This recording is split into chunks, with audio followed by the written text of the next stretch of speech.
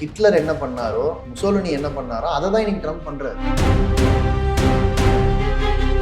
விஸ்வகுருன்னுலாம் சொல்றோம், அது உண்மையா இல்லையாங்கிறது ரெண்டாவது. இந்தியாவுக்கு ஏற்கனவே இருந்த மரியாதையவே கெடுத்துட்டீங்க.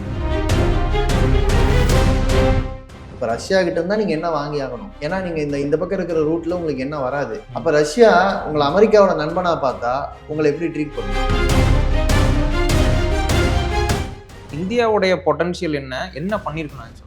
முதல்ல நாம ஒரு சைடு இல்லைன்னு நம்ம காட்டியிருக்கோம். இது அமெரிக்காவை சுத்தி நடக்கிற போர் இல்லை, அமெரிக்காவுடைய வர்த்தக தளம் இருக்கிற இடத்துல நடக்கிற போர். அப்ப இந்த போர்ல ஐரோப்பிய நாடுகள் பாதிக்கப்பட்டாலும் அமெரிக்காவுக்கு தான் பலன், பெட்ரோல் விலை ஏறுனாலும் அமெரிக்காவுக்கு தான் பலன். ட்ரம்ப்பை கேள்வி கேட்டு ஏதாவது ஊடகம் இந்த ஜனநாயகத்துக்காக இவ்வளவு பேசுறாங்கல்ல அமெரிக்க ஊடகங்கள், ட்ரம்ப்பை இன்னைக்கு வரைக்கும் கேள்வி கேட்கிறாங்களா? சிலிண்டர் ஏற்றுமதி இறக்குமதியில இவ்வளவு பெரிய தட்டுப்பாடு வரப்போகுதுன்னு அரசு சொல்லல, ஹோட்டல் சங்கங்கள் சொன்னாங்க. கடையை மூடுறோம்னு சொல்ற வரைக்கும் இந்திய மக்களுக்கு இப்படி ஒரு நெருக்கடியவே நீங்க சொல்லல. போருங்கிற முறையில நீங்க அவங்களோட ஸ்கூலை இடிக்கிறீங்க, அவங்களோட மருத்துவமனை இடிக்கிறீங்கன்னு போயிட்டீங்கனாலே அவங்க என்ன முடிவெடுப்பாங்க? என்னோட குழந்தைங்க உயிரை விடவும் உங்க பொருளாதாரம் எனக்கு முக்கியமா? உறக்க பேசு நேயர்களுக்கு வணக்கம். தோழர் வணக்கம். கடந்த 2 நாளாவே பெங்களூர், மும்பைலாம் பார்த்துட்டு இருந்தோம். சிலிண்டர் விலை உயரப்போகுது, சிலிண்டர் தட்டுப்பாடு வருது, எல்பிஜி தட்டுப்பாடு இருக்குது அப்படின்னு. இப்போது நம்மளால் சென்னையிலேயே அதை உணர முடியுது. இதெல்லாம் எதனால் நடக்குது அப்படின்னு பார்த்தா இஸ்ரேல் ஈரான் போரால் தான் நடக்குதுன்னு நம்மளால் புரிஞ்சிக்க முடியுது. இதை உங்களோட பார்வையில் விளக்கி சொல்ல முடியுமா? இல்லை, முதல் விஷயம், நம்ம உலகத்தில் எங்கே எது நடந்தாலும் நம்ம வீட்டுக்குள்ளே விடியும். அது நமக்கு வேணால் புதுசாக இருக்கலாம், அரசியலில் இருக்கிறவங்களுக்கு, அதுவும் சர்வதேச அரசியலை பார்க்குறவங்களுக்கு எல்லாமே இன்டர் கனெக்டட்னு தெரியும். நம்ம உலகமயமாயிடுச்சு அப்படின்லாம் நம்ம பேசும்போது நம்ம பொருட்கள் மட்டும் உலகம் முழுக்க போல, பிரச்சனைகளும் உலகம் முழுக்க கனெக்டட் தான். ஸோ அதில் உங்கள் வீட்டுக்கு இன்னைக்கு சிலிண்டர் வர்றது தட்டுப்பாடாகுது, அல்லது கடைகளுக்கு சிலிண்டர் கிடைக்கிறது தட்டுப்பாடாயிருக்கு அப்படின்னு சொன்னால், இது நடக்கும்னு முன்னாலேயே தெரிஞ்சு இதை பாதுகாக்க வேண்டிய இடத்துல இருக்கிற அரசாங்கம் என்ன பண்ணுச்சுங்கிறது தான் முதல் கேள்வி. இது நடத்திட்டு இருக்கிற போர் ட்ரம்ப்போடது. ட்ரம்ப் தான் இந்த போரை இனிஷியேட் பண்ணுறாரு. ட்ரம்ப் இந்தியாவோட தன்னை நண்பர் அப்படின்னு அடிக்கடி சொல்லிக்கிறாரு. இந்த போர் நடக்கிறதுக்கு சில நாட்கள் முன்னால் இஸ்ரேலுக்கு பிரதமர் மோடி நேராக போயிட்டு வர்றாரு. வந்த பிறகு இந்த போரில் கொல்லப்பட்ட ஈரானுடைய தலைவர் கமேனி அவர் கொல்லப்படும் போது அதுக்கு அஞ்சலி செலுத்துவதுக்கு கூட நம்ம 5 நாள் எடுத்துக்கிறோம். இது எல்லாமே ஒரு மெசேஜ், நம்ம யார் பக்கம்ங்கிறது. நம்ம ஒரு பக்கம் எடுக்க இன்னொரு பக்கம் நம்மளுக்கு இருக்கும். அதுதான் இப்ப நடக்கிற நிர்பந்தத்து, இந்த நடந்துட்டு இருக்கிற இத்தனை மாற்றங்களுக்கு ஆக்சுவல் காரணம். நம்ம ஒரு சைடு எடுக்கிறோம் அப்படின்னா இன்னொரு சைடு நம்மளை நெருக்கும். அப்ப ஏன் இந்த ஒரு சைடு எடுக்கிறோம்? நம்ம அப்ப பொலிட்டிக்கலா நம்ம ஒரு தப்பான முடிவு எடுத்து அதோட விளைவுகளை நம்ம மக்கள் அனுபவிக்க வைக்கிறோம். இல்லை, நேரடியாக இந்த மாதிரி போர் நடக்கிறதுக்கு முன்னாடி ஈரானில் இருக்கக்கூடிய இந்தியர்கள்லாம் வாங்க அப்படிங்கிற மாதிரி முன்னறிவிப்பாக இந்தியாவால் சொல்ல முடியுது. அப்போது இந்தியாவுக்கு இந்த மாதிரியான பிரச்சனைகள் வரும், பொருளாதார ரீதியாக பிரச்சனை வருங்கிறதும் இந்தியாவுக்கு தெரியும். அப்போ அதுக்கான முன்னெடுப்பாக ஏன் எதுவும் பண்ணலை? இல்லை, அவங்க தலைகீழா பண்ணிட்டாங்க. அதாவது ஈரான்ல இருக்கிற இந்தியர்கள்லாம் வாங்கன்னு சொல்றதுமே லேட்டுங்கிறனா. இப்படி ஒரு போர் வரும்னு உங்களுக்கு தெரியுமா? ஆக்சுவலாக உலகம் முழுக்க அமெரிக்க மக்கள் உட்பட இப்படி ஒரு போர் வரும்னு அவங்க நினைக்கல. ஏன்னா ட்ரம்ப் ஈரான் மேல குண்டு போடுறதுன்னு முடிவெடுக்கும் போது பொதுவா அமெரிக்க நடைமுறை என்னன்னா, அவங்க நாடாளுமன்றத்தில் அனுமதி வாங்கணும். அதையே அவர் பண்ணல. இந்தியா அதையெல்லாம் பேசணும். நீங்க ஒரு சர்வாதிகாரியா அவர் ஆக்ட் பண்றாரு. ஒரு டெமோக்ராட்டிக் கண்ட்ரின்னு சொல்றீங்க அமெரிக்காவை, ஆனா அந்த நாட்டோட பிரசிடென்ட் எந்த சட்டத்தையும் ஃபாலோ பண்ணாம உலக நாட்டுல ஏதோ ஒரு நாட்டுடைய இறையாண்மைக்கு எதிராக செயல்படும் போது நீங்க ஹிட்லர் என்ன பண்ணாரோ, முசோலினி என்ன பண்ணாரோ அதை தான் இன்னைக்கு ட்ரம்ப் பண்றாரு. அந்த மாதிரி இந்தியா அவங்கள பாக்குதா? நம்ம பார்க்கணும்ல. குளோபல் லெவல்ல நம்மளை நம்ம விஸ்வகுருன்னுலாம் சொல்றோம், அது உண்மையா இல்லையாங்கிறது ரெண்டாவது இருக்கட்டும். இந்தியாவுக்கு ஏற்கனவே இருந்த மரியாதையவே கெடுத்துட்டீங்க. நம்ம இன்னைக்கு ஒரு சர்வாதிகாரி, உலகத்தின் எந்த சட்டத்துக்கும் கட்டுப்படாத 2 நாடு, ஒன்று அமெரிக்கா, இன்னொன்று இஸ்ரேல், இவங்க பக்கம் தான் நம்ம நிக்கிறோம். இவங்களை கண்டிக்கிறதுக்கு நமக்கு தயக்கம். இதனோட விளைவு என்ன ஆகுதுன்னா, இப்ப இதுல இருந்து நம்மளை தற்காக்கிறதுக்கான ஏற்பாடெல்லாம் மற்ற நாடுகள் கிட்ட தான் இருக்கு. இப்ப ரஷ்யா கிட்ட இருந்தா நீங்க என்ன வாங்கி ஆகணும்? ஏன்னா நீங்க இந்த பக்கம் இருக்கிற ரூட்ல உங்களுக்கு என்ன வராது. அப்ப ரஷ்யா உங்களை அமெரிக்காவோட நண்பனா பார்த்தா உங்களை எப்படி ட்ரீட் பண்ணும்? நம்ம உக்ரைன் வார் வரும்போது நம்ம ஒரு ஸ்டாண்ட் எடுத்தோம்ல, அந்த ஸ்டாண்டை இன்னைக்கு நம்ம ஈரான் வார்ல எடுக்கலல்ல. உக்ரைன் வார்ல அமெரிக்கா அவ்வளவு நிர்பந்திச்சும் நம்ம உக்ரைனுக்கும் ரஷ்யாவுக்கு இடையில நம்ம நிக்கல. அது அவங்க அந்த கான்ஃபிளிக் கூடாதுன்னு நம்ம சொன்னோம், போர் கூடாதுன்னு நம்ம சொன்னோம். ஆனா நம்ம வந்து எந்த பொருளாதார உறவையும் துண்டிச்சுக்கல. ஆனா ஈரான் பிரச்சனைன்னு வரும்போது நாம ஒரு சைடு நிலை எடுத்துடுறோம். அதனால நம்ம கிட்ட பொருளாதார உறவுகளை துண்டிக்கிற இடத்துக்கும் அல்லது அதை நெருக்கடியாக்குற இடத்துக்கும் மற்ற நாடுகள் போறாங்க அப்படிங்கிறதான் இங்க நடந்துட்டு. ஓகே. இப்போ இந்திய அரசாங்கமோ இல்ல மோடியோ வந்து இதை பண்ணியிருக்கணும் அப்படிங்கிற மாதிரி ஏதாவது ஒன்று பண்ணியிருக்கணும் அப்படின்னு பேசுறோம். இந்தியாவுடைய பொட்டன்ஷியல் என்ன, என்ன பண்ணியிருக்கணும் ஆக்சுவலா? இல்ல இந்தியா என்ன பண்ணியிருக்கணுங்கிறது வந்து ஆப்வியஸா தெரிஞ்ச விஷயம். முதல்ல நாம ஒரு ஒரு சைடு இல்லைன்னு நம்ம காட்டியிருக்கணும். முக்கியமான விஷயம் அது. ரெண்டாவது நம்மோட தலைவர்கள், நம்மோட வெளியுறவுத்துறை ரொம்ப வேகமா செயல்பட்டு இருக்கணும். ஏன்னா நீங்க அந்த ஹர்முஸ் பகுதி இருக்கு இல்லையா, ஸ்ட்ரைட் ஆஃப் ஹார்முஸ், அந்த கப்பல் போக்குவரத்து பிரதானமா நடக்கிற பகுதி, அதுக்கு ரொம்ப நெருக்கமா இருக்கிற இன்னொன்னு ஈரான் மேல நீங்க ஒரு சட்டவிரோத போரை திணிச்சீங்கன்னா அவங்க திருப்பி அடிப்பாங்கன்னு நமக்கு தெரியும். அப்போ வெறும் பெட்ரோல் விலை மட்டும் ஏறாது, எரிவாயு விலை மட்டும் ஏறாது, அந்த பகுதியில் வர எல்லா கப்பல் போக்குவரத்தும் பாதிக்கப்படும், நம்முடைய கப்பல் ஏற்றுமதி போக்குவரத்துகளும் பாதிக்கப்படும். அப்ப இதை நம்ம ஆன்டிசிபேட் பண்ணணும்ல. இப்ப இது நடக்கக்கூடாதுங்கிற குரல் யார்கிட்ட வந்திருக்கணும்? இப்ப யாரையெல்லாம் சேர்த்தா இந்த போரை தடுக்க முடியும்? நம்ம அந்த அந்த இனிஷியேட்டிவ் நம்ம எடுக்கிறோமா? பிரிக்ஸ் நாடுகளுக்குள்ளேயாவது நம்மோட குரல் வலுவா இருக்கா? பிரிக்ஸ் கமிட்டியில நம்ம இருக்கோம், அந்த கூட்டமைப்பில் நம்ம இருக்கோம், தலைமை தாங்குற அளவுக்கு கூட நம்ம போயிருக்கோம். நம்ம தலைமை தாங்கணும், நம்ம தான் முன்கை எடுக்கணும். நீங்க சைனா வாங்க, ரஷ்யா வாங்க, பிரேசில் வாங்க, ஏன்னா நம்மகிட்ட எல்லாம் வர்த்தகம் கண்ட்ரோல்ல இருக்கு. நம்ம தான் பல பொருட்கள் அமெரிக்காவுக்கு ஏற்றுமதி பண்றோம், நம்ம தான் பல பொருட்களை இந்த இந்த கப்பல் போக்குவரத்தை கட்டுப்படுத்துறது நாமளும் மேஜரான ஆட்கள். அப்ப நம்ம எல்லாம் சேர்ந்து போர் கூடாது, இந்த தாக்குதல் வந்து இல்லீகலான தாக்குதல், எதனால ஐநா சபையை வச்சு நீங்க ஒரு மத்தியஸ்தம் செய்யலாம் அல்லது வேறு விதத்துல பேச்சுவார்த்தை நடத்துங்க. பேச்சுவார்த்தையில முன்னேற்றம் இருக்கும்போது தானே போர் நடக்குது. அப்போ இது கரெக்டா திணிக்கப்பட்ட போர்னு நமக்கு தெரியும் போது நம்ம வந்து ஏகாதிபத்தியத்துக்கு எதிரான நிலைப்பாடு எடுக்கணும்ல. இந்த போரை பொறுத்த வரைக்கும் இது நீடிக்க நீடிக்க உலகத்தின் பல நாடுகள் நெருக்கடியை சந்திக்கும். ட்ரம்ப்புக்கு வந்து சிம்பிள் நோக்கம் என்னன்னா, இது வந்து அமெரிக்காவை சுற்றி நடக்கிற போர் இல்லை, அமெரிக்காவுடைய வர்த்தக தளம் இருக்கிற இடத்தில் நடக்கிற போர். அப்ப இந்த போர்ல ஐரோப்பிய நாடுகள் பாதிக்கப்பட்டாலும் அமெரிக்காவுக்கு தான் பலன், பெட்ரோல் விலை ஏறுனாலும் அமெரிக்காவுக்கு தான் பலன். இந்த போர் இந்த இந்த இந்த கான்ஃபிளிக்ட்ல எந்த நாடு தன்னுடைய கட்டமைப்பை இழந்தாலும் அதை திருப்பி கட்டமைக்கிறதுக்கோ அல்லது இன்வெஸ்ட் பண்றதுக்கோ அமெரிக்க முதலாளிகளால முடியும். ஸோ அது அவங்களுக்கு தொழில் வாய்ப்பு. ஸோ அவங்க இந்த மத்திய அவங்களுக்கு அதாவது இந்த இந்த பெட்ரோல் மையப்படுத்தின நாடுகள்ல அல்லது அரபு நாடுகள்ல தொடர்ந்து கான்ஃபிளிக்ட் இருக்கணும், தொடர்ந்து அழிவு இருக்கணும், மறுகட்டுமானம் நடக்கணும், ஆயுத வியாபாரத்திலையும் நமக்கு லாபம் வேணும், பெட்ரோல் விலை ஏறினாலும் அது நமக்கு லாபம் வேணும், கட்டமைப்பு செய்யறதுலயும் எங்களுக்கு லாபம் வேணும்னு 3 விதமா அவங்க லாபம் அடைகிறாங்க. அப்போ உலகத்தோட பொருளாதாரத்தை டிஸ்டர்ப் பண்ணா அவங்களுக்கு லாபம் இருக்கு, அவங்க அதனால அதை பண்ணிக்கிட்டே இருக்காங்க. இப்ப நம்ம இதை நம்ம 2ஆம் உலக போர்லயே பார்த்தோம்ல, உலக நாடுகள்லாம் அடிச்சுட்டு சாகும்போது அமெரிக்கா வந்து உலக பணக்கார நாடா மாறுது. அப்ப அதை அவங்க தக்க வச்சுக்கிறதுக்காக அவங்க உலகம் முழுக்க போர் நடத்திக்கிட்டே இருக்காங்க. அப்ப நம்மள மாதிரி நாடுகள் ஒரு அமைதியான பொருளாதார சூழல்ல தான் நம்ம வளர முடியும்னா அமைதிக்காக நம்ம பேசணும். அது பேசுவோம்னு எதிர்பார்ப்புல தான் நம்ம பின்னால பல நாடுகள் வராங்க. ஆனா இன்னைக்கு நம்ம பின்னால வரக்கூடிய நம்பிக்கையை நம்ம கெடுத்துக்கிட்டு இருக்கோம். ஓகே. இப்போ அமெரிக்காவுக்கு வந்து மற்ற நாடுகளை கைப்பற்றுறதுல வந்து ஒரு பெரிய வரலாறு இருக்குன்னு வச்சுட்டாலும் டொனால்ட் ட்ரம்ப் வந்து அதை எப்படி எடுத்துட்டு போறாரு? இல்ல என்னன்னா, டொனால்ட் ட்ரம்ப் காலம்ங்கிறது இதை வந்து ஹைப்பர் இம்பீரியலிசம்னு சொல்றாங்க.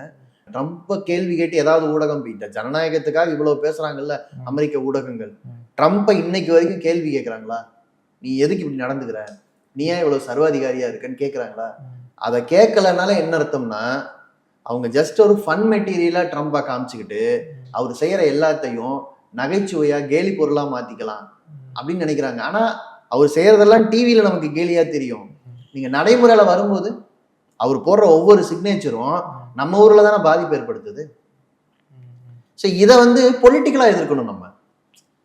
நீங்க இந்தியாவை ஒரு மிரட்டுறாரு, அதாவது மோடியுடைய பொலிட்டிக்கல் ஃபியூச்சர்ல எனக்கு வந்து அக்கறை இருக்குன்னு. அதை சொல்லும்போது அவர் அந்த எப்ஸ்டீன் ஃபைல்ஸை மீன் பண்ணாரு.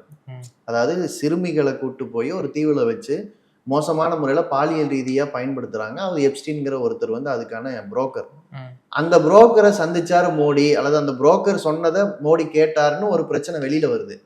அதை முழுசா வெளியில விட மாட்டேன், விட்டா உன் பொலிட்டிக்கல் கரியர் பாதிக்கப்பட்டுரும்னு ரொம்ப சூசகமா மிரட்டுறாரு ட்ரம்ப். அந்த மிரட்டலுக்கு கூட நம்ம வந்து இந்திய தரப்புல இருந்து பதில் இல்லை. நீ எப்படி இப்படி சொல்லலாம், எங்க தலைவரை பத்தி எப்படி நீ சொல்லலாம்னு உடனே நம்ம ஒரு பெரிய ஃபியூரியஸான ரியாக்ஷன் வரணும். இல்ல அது மட்டும்தான் எப்ஸ்டைன் ஃபைல்ஸ் விவகாரம் மட்டும்தான் இவர் அமைதியா இருக்கிறதுக்கான காரணமா? இல்ல இந்தியாவை பொறுத்த வரைக்கும் நம்ம இந்தியாவோட ஸ்டாண்டும் மோடி தலைமையை இருக்கிற அந்த பாஜக ஆர்எஸ்எஸோட ஸ்டாண்டும் வேற வேற. பாஜகவோட ஸ்டாண்டை இந்திய அரசின் ஸ்டாண்டா மாத்துறதுக்கான மறைமுக முயற்சி தான் மோடி எடுக்கிறது. ஏன்னா இந்தியாவை வந்து பாலஸ்தீன் விடுதலை ஆதரிக்குது, ஆனா பாஜகவுக்கு இஸ்ரேல் ஆதரிக்கணுங்கிறது நிலைப்பாடு. அதே மாதிரி இந்தியாவுக்கு நீண்ட காலமா ஒரு அணிசேரா கொள்கைங்கிறது நீண்ட காலமா இருந்து வந்திருக்கு. அதுல இருந்து அப்பப்ப மீறுவாங்க. ஆனா இப்ப என்ன சிக்கல்னா அமெரிக்கா பக்கமே நிற்போம் அப்படிங்கிற நிலைப்பாடா இந்திய பாஜக தலைமையிலான அரசுக்கு எடுக்கணும்னு விருப்பம் இருக்கு. ஆனா இதெல்லாம் எடுத்தீங்கன்னா இந்திய தொழில்கள் பாதிக்கப்படும், இந்திய இறக்குமதி பாதிக்கப்படும், இந்திய ரூபாய் வீழும். அதைதான் நம்ம பார்த்துக்கிட்டு இருக்கோம். நேற்று செய்தி என்னங்க, டாலருக்கு எதிரான இந்திய ரூபாயின் மதிப்பு வரலாறு காணாத இடத்துக்கு சரிஞ்சிருச்சு. எங்க பேசுனீங்க? அதே மாதிரி சிலிண்டர் ஏற்றுமதி இறக்குமதியில வந்து இவ்வளவு பெரிய தட்டுப்பாடு வரப்போகுதுன்னு அரசு சொல்லல. சொன்னது யாருன்னா ஹோட்டல் சங்கங்கள் சொன்னாங்க, எங்களுக்கு சிலிண்டர் இல்லை, நாங்க கடையை மூடுறோம்னு. கடையை மூடுறோம்னு சொல்ற வரைக்கும் இந்திய மக்களுக்கு இப்படி ஒரு நெருக்கடியவே நீங்க சொல்லல. ஹோட்டல்ல சாப்பிட்றது யாரு? பொதுமக்கள். ஹோட்டல்ல வேலை பார்க்கறது யாரு? அப்ப அந்த வருமானம், அந்த நெருக்கடி எல்லாமே. இன்னொன்னு ஹோட்டல் பிசினஸ் எப்படின்னா, நீங்க ஒரு நாள் மூடுனீங்கன்னா அந்த ஒரு நாள் மட்டுமே பயன்படுத்துற பொருள் அழுகி போயிடும். 10 நாள் மூடுனீங்கன்னா பருப்பு வகையில பூச்சி பிடிச்சிரும். 30 நாள் மூடி வச்சீங்கன்னா அவ்வளவுதான், அந்த ஹோட்டலை திரும்ப நீங்க ரன் பண்றதுக்கு புதுசா இன்வெஸ்ட் பண்ணணும். அப்ப இந்த ஹோட்டல் தொழில நீங்க ஒரு டிஸ்ட்ரப்ஷன் ஏற்படுத்துறீங்கன்னு சொன்னா அது பெரிய அளவுக்கு பொருள் வணிகத்துல நியாய விலையை பாதிக்கும். ஸோ இது எல்லாமே பொருளாதாரத்தை நெருக்கடிக்குள்ள தள்ளுற வேலை தான். ஒவ்வொன்றா நடந்துகிட்டு இருக்கு. நாம இதை தடுக்கிறதுக்கான முன்னேற்பாடுகள் செஞ்சிருக்க வேண்டியதை செய்யல. அதனாலதான் இந்த இடம். இப்போ ஸ்ட்ரைட் ஆஃப் ஹார்மஸா மூடி இருக்கிறது, அது கட்டுப்பாட்டில் வச்சிருக்கிறது வந்து ஈரான் தான். இப்போ மற்ற நாடுகள், நமக்கு அண்டை நட்பா இருக்கக்கூடிய நாடுகளுக்கெல்லாம் வந்து நான் வந்து கப்பலை திறந்து விடுறேன் அப்படிங்கிற ஒரு ஸ்டாண்டையும் அவங்க எடுக்கல. அவங்க எல்லா ஸ்டாண்டும் எடுப்பாங்க. பாயிண்ட் என்னன்னா அவங்களுக்கு இருக்கிற வலு. இப்போ அவங்க வந்து அமெரிக்கா அளவுக்கு அவங்ககிட்ட ஆயுதம் கிடையாது. ஆனா அவங்களுக்கு இருக்கிற வலு என்னன்னா உலக நாடுகள்ல அவங்க ஸ்ட்ராட்டஜிக் பொசிஷன்ல இருக்காங்க. ஸோ உலக நாடுகளை தன்னோட ஆதரவா கொண்டு வர்றதுக்கு அவங்களுக்கு இருக்கிற ஒரே வழி அவங்களுடைய வலிமையை பயன்படுத்துறது தான். அதுல ஒரு வலிமை பொருளாதாரத்தை டிஸ்டர்ப் பண்றது. போருங்கிற முறையில நீங்க அவங்களோட ஸ்கூலை இடிக்கிறீங்க, அவங்களோட மருத்துவமனை இடிக்கிறீங்கன்னு போயிட்டீங்கனாலே அவங்க என்ன முடிவெடுப்பாங்க? என்னோட குழந்தைங்க உயிரை விடவும் உங்க பொருளாதாரம் எனக்கு முக்கியமா? என் மக்களோட பாதுகாப்பை விடவும் நான் இன்னைக்கு வந்து இந்த இந்த வர்த்தக பாதையை வந்து நான் பாதுகாத்துட்டு இருக்கிறது முக்கியமா? சட்டத்தை நீ கையில் எடுத்துட்ட, அப்ப உலக சட்டத்தை நான் மீறினா என்ன தப்புங்கிற லைனுக்கு அவங்க வந்துருவாங்க. உடனே முடியக்கூடிய வாய்ப்பு இருக்கிற போர்களையே நீங்க அது உக்ரைனா இருக்கலாம், பாலஸ்தீனா இருக்கலாம், இழு நிறுத்தி இன்னைக்கு வரைக்கும் அங்க தாக்குதல் நடந்துகிட்டு இருக்கு. நம்ம பாக்குறோம். அமெரிக்காவுக்கு அதை நிறுத்துறதுல விருப்பம் இல்லை. ஈரான் மேல அதுவும் அவருடைய தலைவரை கொண்டுட்டு இதை போற உடனே அவங்க நிறுத்திட முடியுமா? நிறுத்தணுங்கிற குரல் எழுந்தாதான் நிறுத்துவாங்க. அப்ப நம்மளோட சைட்ல இருந்து அதுக்கான வாய்ஸே இல்லையே. இப்போ இந்த தலைமையில அமெரிக்காவுக்கு என்ன பிரச்சனை? ஏன்னா அவங்க தலைமையே கொண்டுட்டாங்க, ஈரான் தலைமையே கொண்டுட்டாங்க. இப்போ அவருடைய பையனுடைய தலைமையும் வர வேணாம்னு நினைக்கிறாங்க. இல்ல அதாவது அது வந்து அவங்களுக்கு தோல்வியா போய் முடியும். இப்போ பாயிண்ட் என்னன்னா இந்த வாரம் ஏற்படுத்தும் போது ஈரானுடைய உள்நாட்டு அரசியல்ல ஜனநாயக பூர்வமான மாற்றம் கொண்டு வர போறதா சொல்லிதான் இந்த போரை வந்து ட்ரம்ப் தொடங்குறாரு. ஈரானுடைய பதிலடி வந்து அவருடைய பையனையே நாங்க தலைவரா மாத்துறோம்னு சொல்றது மூலமா எங்க நாட்டோட அரசியல்ல நீ கை வைக்க முடியாது அப்படின்னு சொல்றதா இருக்கு. ஒரு விதத்துல வந்து ஈரானுடைய உள்நாட்டு சுச்சுவேஷன்ல தலைமை மாற்றம் தேவைப்படலாம். ஆனா என்ன பிரச்சனைனா நீங்க ஒரு தாக்குதல் நடத்தி ஒருத்தர் அழிச்ச உடனே அந்த நாட்டு மக்கள் கூட என்னோட தலைவர் யாருங்க, நீ யாரா முடிவு பண்றதுன்னு தானே கேட்கறாங்க. அந்த இடத்துக்கு வந்துருது இல்ல. அப்போ இது உண்மையில அமெரிக்கா என்ன பண்ணிருக்குன்னா அந்த உள்நாட்டுல நடக்க இருந்த இயல்பான ஒரு அரசியல் மாற்றத்தை தடுத்திருக்கு. சோ அமெரிக்காவுக்கு இது தோல்வி. அவர் ஈரானுக்கு எதிராக போர் தொடுக்கல, உலக நாடுகளுக்கு எதிராக போர் தொடுத்திருக்காரு. அவர் நடத்துற போர் உலகத்தின் 3ஆம் உலக நாடுகளுக்கு எதிரான போர், வளரும் நாடுகளுக்கு எதிரான போர், இறையாண்மையுள்ள ஒவ்வொரு நாட்டுடைய சொந்த முடிவுக்கு எதிரான போர். அப்ப ட்ரம்ப் தன்னோட வர்த்தக ஒப்பந்தங்களை உலக நாடுகள் மேல திணிக்கிறதுக்காக அவருடைய வலிமையா இருக்கக்கூடிய அந்த ஆயுத வலிமை, இராணுவ வலிமையை பயன்படுத்துறாரு. அதுதான் இப்ப நடந்துட்டு இருக்கிற அதோட சுருக்கம். இல்ல ட்ரம்ப் ஒரு பக்கம் வந்து இந்திய பிரதமர் மோடி வந்து ரொம்ப முக்கியமான தலைவருங்கிற மாதிரி நிறைய பேசிட்டு இருந்தாரு. இப்போ வந்து தட் காய்ங்கிற அளவுக்கு அவரோட பேச்சு வந்து மாறிடுச்சு. இப்போ இந்தியாவை வந்து அமெரிக்கா எப்படி பாக்குறாங்க?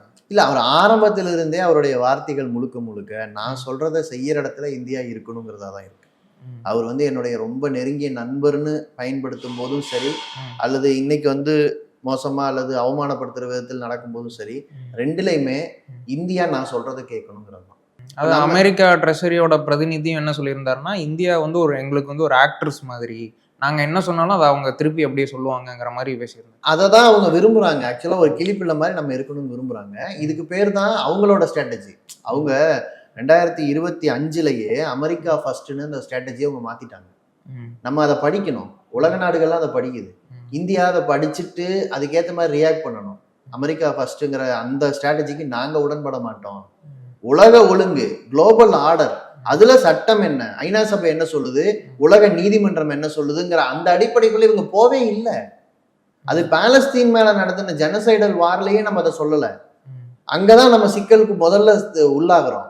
ஏன்னா உலகத்துல எங்க வார் நடந்தாலும், குறிப்பா ஏன் பாலஸ்தீன் மையப்படுத்தி போர் நடக்குது, ஏன் இஸ்ரேல் அப்படியே நடந்துகிட்டு இருக்கு, எல்லாமே நம்ம பொருளாதார நலன் உட்பட பாதிக்கப்படக்கூடிய அந்த பெட்ரோலிய வர்த்தகம் அல்லது உலக வர்த்தகத்தை கண்ட்ரோல்ல வச்சுக்கணுங்கிறதுல வர்றது.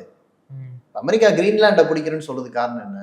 ஏன்னா ஆர்டிக் பிரதேசத்திலையும் அண்டார்டிக் பிரதேசத்திலையும் பனிக்கட்டிகள் உருகும் போது உங்களுக்கு வந்து பாதை விரிவடையும். அதுல கிரீன்லாண்டுக்கு மேல இருக்கக்கூடிய பாதை தன்னோட கண்ட்ரோல்ல இருக்கணுங்கிறதுக்கு தான் அவர் அதை சொல்றாரு. அப்போ உலகம் முழுக்க கப்பல் வர்த்தக பாதை முக்கியம்னு அவங்க ஸ்ட்ராட்டஜி எடுக்கும்போது நம்ம என்ன முடிவெடுக்கணும்? இப்போ உலகம் முழுக்க இராணுவ தளங்களை வச்சிருக்கிற அமெரிக்காவை நாம கண்டிக்கிற இடத்துலயே இல்லை. ஸோ அந்த இடத்துக்கு நம்ம கொண்டு வந்து நிறுத்திட்டோங்கிறது தான் மோடி ஆட்சியில நடந்திருக்கிற மிகப்பெரிய பிரச்சனை. இப்போ இந்தியாவுடைய மிகப்பெரிய பலமான நாடுகள் வந்து சைனா இருக்கு, ரஷ்யா இருக்கு. இவங்களுடைய ஆதரவு வந்து ஈரானுக்கு இருக்கே தவிர நேரடியா எந்த ஒரு அறிவிப்பும் இல்லாம இருக்காங்களே இவங்க ரெண்டு பேரும் சைலண்ட். அதை தான் நான் வந்து ஏற்கனவே சொல்ல நினைச்சேன். அதாவது போருங்கிறது எல்லா நேரமும் இராணுவ முனையில நடக்காது. இராணுவ முனையில நடக்கிற போர் வந்து ஒரு கைண்ட் ஆஃப் வார். அதை அந்தந்த சம்பந்தப்பட்ட நாட்டை தாண்டி இன்னொரு நாடு செய்தனாலே அது என்ன ஆகும்னா உலகத்தை ரெண்டு முகாமா பிரிச்சிடும். அது உலகப்போரை நோக்கி தான் தள்ளும். உலகப்போர்ல யாருமே வெற்றியாளர் கிடையாது. இனிமேல் உலகப்போர் நடந்தா யாருமே வெற்றியாளர் கிடையாது. அப்ப என்ன பண்ணுவாங்கன்னா மற்ற முனைகள்ல ஆதரவை கொடுப்பாங்க. ஈரானுக்கு வந்து ஈரானோட வர்த்தகத்தை பண்ணுவாங்க, ஈரானுடைய பொருளாதார ஸ்டெபிலிட்டிக்கான உதவிகள் செய்வாங்க. ரஷ்யா மாதிரியான நாடுகள் வந்து நாங்க உங்களுக்கு இன்டெலிஜென்ஸ் உளவுத்துறை உதவி செய்யறோம்னு சொல்லலாம். அந்த மாதிரியான பல்வேறு உதவிகளை ஈரானுக்கு செய்வாங்க. பாயிண்ட் என்னன்னா ஈரானை தனிமைப்படுத்த விடமாட்டோம் என்ற முடிவெடுப்பாங்க. இதுதான் முக்கியமான ஆதரவை தவிர நீங்க எல்லாருமே ஆயுதத்தை தூக்கிட்டு போயிட்டீங்கன்னா அது உலக போர். இப்ப நம்ம இந்தியாவுமே என்ன சொல்லணும்னு சொல்றோம்? உலக நாடுகளை எல்லாம் ஒருங்கிணைச்சு போர் கூடாதுன்னு சொல்லணும்னு சொல்றோம். இப்ப இந்தியாவுக்கு வந்தோம் அப்படின்னா இந்தியாவில் இப்ப இருக்கக்கூடிய சூழல் எல்பிஜி தட்டுப்பாடு, அதுக்கப்புறம் பெட்ரோல் டீசலும் தட்டுப்பாட்டுக்குள்ள வருங்கிற மாதிரி சொல்லியிருக்காங்க. இப்போ இதுல ரெண்டுத்துலையுமே வந்து தனியாருடைய தலையீடும் இருக்கு, பொதுத்துறையோட தலையீடும் இருக்கு. இதை வந்து எப்படி முறைப்படுத்தணும், மக்கள் இதுக்கு என்ன பண்ணணும் அப்படிங்கிறத சொல்லி முடிக்கலாம்னு நினைக்கிறேன். இல்லை, இந்தியாவில் விலை ஏறுங்கிறது வந்து நமக்கு முன்னாலேயே தெரியும். ஆனால் சிலிண்டர் விலை தட்டுப்பாடு வர்றதுக்கு முன்னாலேயே ஒன்றிய அரசாங்கம் ஏற்றிருச்சு. அதுக்கு பிறகு தட்டுப்பாடை பகிர்ந்து கொடுக்கறதுங்கிற முறையில் அவங்க பண்ணியிருக்கிறது மீண்டும் விலையேற்றத்தை ஏற்படுத்தும். என்னோட கேள்வி என்னன்னா, இத்தனை நாள் சர்வதேச அளவில் கச்சா எண்ணெயுடைய விலை குறைஞ்சிருந்தப்போ அதில் நீங்கள் அந்த விலை குறைவை மக்களுக்கு கொடுக்காம வரியா போட்டு கோடிக்கணக்கான ரூபாய், லட்சக்கணக்கான கோடி, கொரோனா காலத்துல இருந்து பாத்தீங்கன்னா பல லட்சம் கோடி திரட்டிட்டீங்கல்ல, அந்த பணத்தை இந்த நேரத்துல மக்களுக்காக திரும்ப செலவிட்டா என்ன தப்பு? ரெண்டாவது, சர்வதேச அளவுல அந்த உறவுகளை பயன்படுத்தி இந்த பிரச்சனையை தீர்க்க முயற்சி பண்ணுமே தவிர நம்முடைய உறவுகள் ஒவ்வொன்றா வெட்டுப்படுது. அப்ப இந்திய மக்கள் அதை பத்தி கவலைப்படணும். நம்ம நாட்டுக்கு வந்து சேர்ற பொருட்களுடைய வருகை பாதிக்கப்படக்கூடாது. அதுதான் நம்ம லைனா இருக்கணும். அதே மாதிரி நம்முடைய சுயேட்சைத்தன்மை பாதிக்கப்படக்கூடாது. நம்ம லைனை நம்ம தான் எடுக்கணும். நமக்காக இன்னொருத்தர் நம்ம மேல முடிவை திரிக்க கூடாது. இப்ப ரஷ்யாவிட்ட என்ன வாங்கலாம்னு அமெரிக்கா அனுமதிக்கிறேன்னு சொன்னா நமக்கெல்லாம் கோவம் வர்றதுக்கு முன்னால இந்திய அரசே அதை சொல்லணும். உங்களுக்கு அந்த இடம் கிடையாது, நாங்க சுயேட்சையானவங்கன்னு சொல்லணும். இங்க அது நடக்கல. ஓகே. கடைசி கேள்வியா வந்து நிறைய நாடுகளுக்கு மத்தியில வந்து சண்டைகள் நடந்திருக்கு. இப்ப இந்த 3 நாடுகளுக்கு மத்தியில நடக்கிற சண்டை வந்து இவ்வளவு பெரிய ஒரு தாக்கத்தை ஏற்படுத்துறதுக்கான காரணம் என்ன? ஈரான்ங்கிறது வந்து ரொம்ப முக்கியமான இடத்துல இருக்கக்கூடிய ஒரு வலிமை பொருந்திய நாடு. அந்த நாட்டுக்கு இருக்கிற வலிமைங்கிறது அது ஏற்கனவே கட்டமைச்சிருக்கிற உலக நாடுகளுக்கு இடையிலான நட்பு, அது அது பின்பற்றிய வழிமுறைகள் காரணமா வர்றது. அதுக்கு அண்டை நாடுகளா இருக்கிற நாடுகள் சிலது அமெரிக்காவுக்கு ஃப்ரெண்டா கூட இருக்கு, இல்லைன்னு சொல்லல. ஆனா ஈரானை அந்த நாடுகள் உட்பட தொடாம இருந்ததுக்கு காரணம், அவங்க வந்து சர்வதேச அளவுல தங்களுடைய பொறுப்புணர்வுங்கிறத வெளிப்படுத்திக்கிட்டே இருந்தாங்க. உதாரணத்துக்கு அணுசக்திங்கிற விஷயத்துல அவங்க தொடர்ந்து பேச்சுவார்த்தைக்கு முன்னின்றாங்க. பேச்சுவார்த்தையில வரக்கூடிய முடிவுகளை ஒத்துக்கிட்டாங்க. இஸ்ரேலோட. இல்ல உலக நாடுகளோட அணு பரவல் கட்டுப்பாடுங்கிறதுல வந்து நம்ம உலக நாடுகளுக்கு இடையில நம்ம வச்சிருக்கோம். அதுல வந்து அவங்க பொறுப்புணர்வோட அந்த அணுசக்தி பரவல் கட்டுப்பாடோட கையெழுத்து போட்டு பொறுப்பான முறையில் நடந்துக்கிட்டாங்க. இன்னொன்னு, இன்னைக்கு கை வச்சிருக்கிற அமெரிக்காவும் இஸ்ரேலும் சட்டவிரோதமான முறையில இந்த போரை முன்னெடுத்திருக்காங்க. அதனால இது முக்கியமான பிரச்சனையா மாறுது. ஏன்னா இன்னைக்கு அமெரிக்கா வந்து நேரடியாக ஒரு போர்னு தலையிட்ட பிறகு இந்த போர் வந்து எந்த எல்லைக்கும் போகும். ஏன்னா சட்டப்படியான போரா இது இல்லை, சட்டவிரோதமான போரா இருக்கு. இந்த 2 காரணத்தினாலதான் இது வந்து இது நாள் வரைக்கும் நடந்த மற்ற போர்களை விடவும் பிரதானமான ஒரு விளைவை ஏற்படுத்தக்கூடிய போரா இருக்கு.